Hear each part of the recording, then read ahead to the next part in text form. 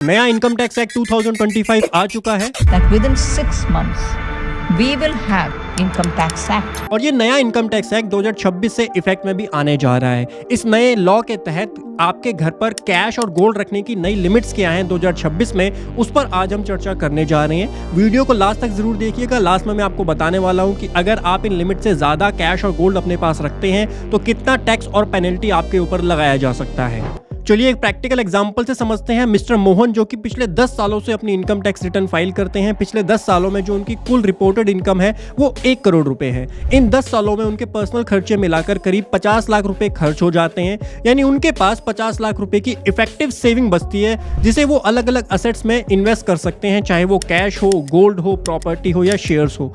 अब मान लीजिए मिस्टर मोहन के पास 3 करोड़ रुपए की ज्वेलरी और 1 करोड़ रुपए का कैश रखा हुआ है अभी, लेकिन उनकी रिपोर्टेड इनकम से जो इफेक्टिव सेविंग बचती है वो केवल 50 लाख रुपीस की बचती है।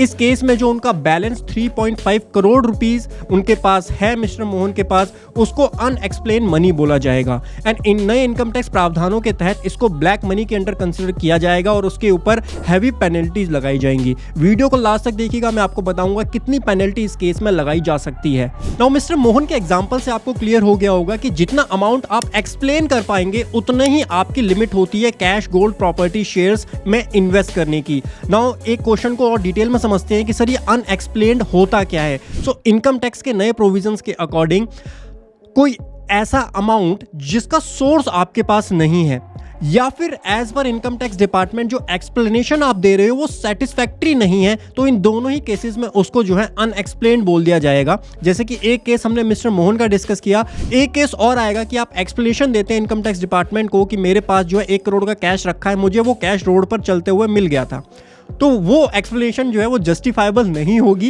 एंड उस केस में भी आपके ऊपर हैवी पेनल्टी मानी जाएगी और आपको वो अमाउंट अनएक्सप्लेन्ड के अंदर ही कंसीडर किया जाएगा।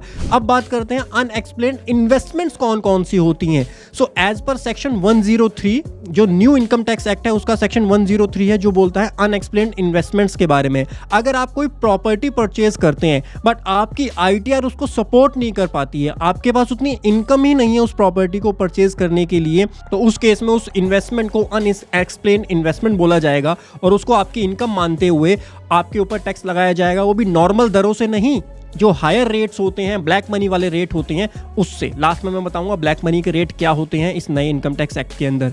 सेकंड पॉइंट, आप शेयर मार्केट में इन्वेस्ट करते हैं। कई बार देखा गया है कि लोग अपने फैमिली रिलेटिव के डीमैट अकाउंट खुलवा के वहाँ पे फंड ट्रांसफर करके और उनके बेसिस पर जो है अपना शेयर मार्केट का काम करते हैं। करोड़ों के पोर्टफोलियो उनके बनाए हुए हैं, बट द क्वेश्चन इज उनके पास कोई सोर्स ऑफ इनकम ही नहीं है, तो इतना बड़ा पोर्टफोलियो उनका कैसे आपने बिल्ड कर दिया है। तो जब आप इन्वेस्टमेंट कर रहे हैं ध्यान रखिए अनएक्सप्लेन्ड इन्वेस्टमेंट जो है वहाँ पर भी उसको भी ब्लैक मनी की तरह ट्रीट किया जाएगा और वहाँ पर भी हायर रेट ऑफ टैक्स लगाया जाएगा।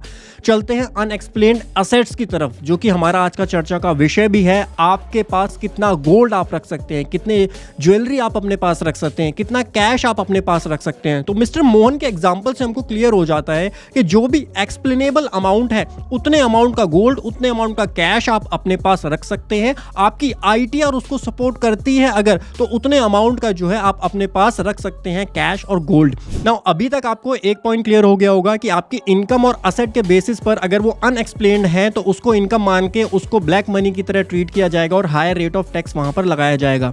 लेकिन इनकम टैक्स में एक ऐसा प्रोविजन भी है जो आपके खर्चों को भी ब्लैक मनी मान सकता है अगर वो खर्चे आपके अनएक्सप्लेन्ड होते हैं। आपने अभी रिसेंटली एक गुड़गांव का केस देखा होगा जहां पे एक नंबर प्लेट की बिडिंग हुई थी और 1 करोड़ से ज्यादा की बिडिंग वो गई थी।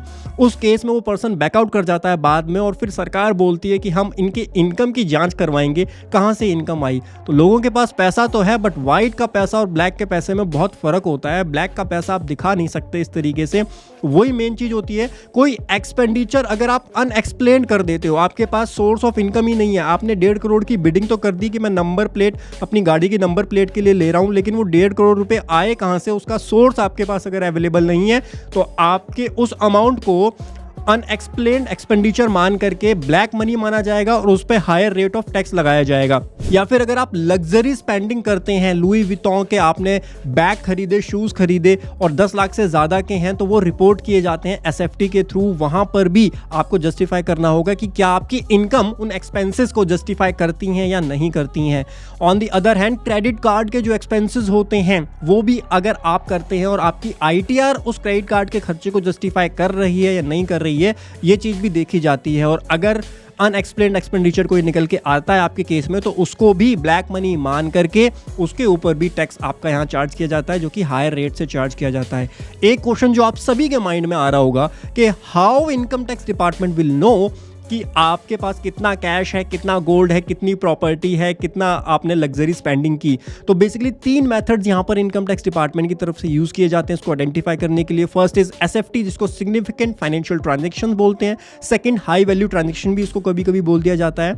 तो जब भी आप कोई हाई वैल्यू ट्रांजैक्शन करते हो तो उस केस में रिपोर्ट की जाती है बैंक के थ्रू, फाइनेंशियल इंस्टीट्यूशन के थ्रू। दूसरा होता है टीडीएस और टीसीएस के थ्रू भी इसकी रिपोर्टिंग की जाती है। अगर टीडीएस के प्रोविजन एप्लीकेबल हैं, टीसीएस के प्रोविजन एप्लीकेबल हैं, जैसे अगर आप कोई व्हीकल खरीदते हैं, कोई गाड़ी खरीदते हैं, आप 10 लाख से ज्यादा की उस गाड़ी की वैल्यू है, तो वो जो डीलर है वो आपसे 1% टीसीएस कलेक्ट करता है एंड वो टीसीएस आपके 26AS और AIS में रिपोर्ट होता है। तो उससे भी गवर्नमेंट को पता चलता है कि आपने एक बड़ा एक्सपेंडिचर जो है वो किया है। इसके अलावा थर्ड ऑप्शन होता है इनकम टैक्स रेट, जिसको हम टेक्निकल टर्म में सर्च एंड सीजर बोलते हैं। तो सर्च करके भी इनकम टैक्स डिपार्टमेंट इन चीज़ों का पता लगा सकता है कि कितना कैश, गोल्ड, प्रॉपर्टी, ज्वेलरी आपके पास रखा हुआ है। Now lastly one of the important point, कितना टैक्स और पेनल्टी आपके ऊपर लगाया जाएगा। तो अगर आपके पास कोई unexplained investment, unexplained money, unexplained gold, jewellery मिलता है या अनएक्सप्लेन्ड खर्चा आप करते हैं, तो आपके ऊपर 84% तक का टैक्स लगाया जा सकता है, जिसमें टैक्स और पेनल्टी दोनों इंक्लूडेड हैं। उसको ब्लैक मनी मान करके आपके ऊपर ये टैक्स लगाया जाएगा।